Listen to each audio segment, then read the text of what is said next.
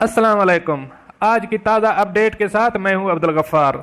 सबसे पहले आपसे रिक्वेस्ट करूंगा, अगर आप हमारे चैनल पर नए हो तो प्लीज़ हमारे चैनल को सब्सक्राइब कर दें, साथ बेल आइकन को भी प्रेस कर दें ताकि हर नई आने वाली वीडियो का नोटिफिकेशन सबसे पहले आपको मिल सके।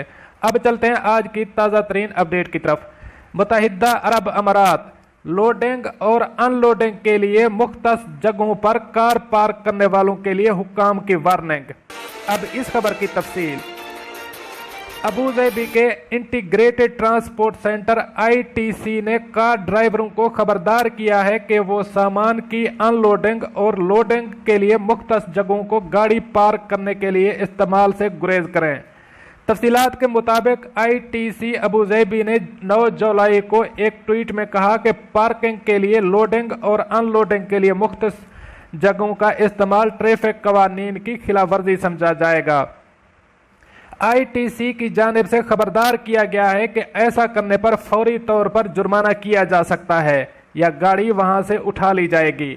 इसके अलावा ITC ने सही जगहों पर कानूनी तौर पर पार्किंग की अहमियत पर भी जोर दिया।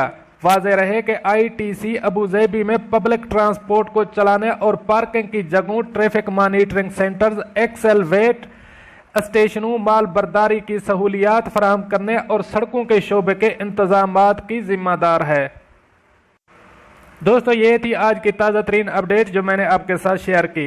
मिलते हैं अगली अपडेट के लिए, तब तक मुझे दीजिए इजाज़त। अल्लाह हाफ़िज़ व नासर।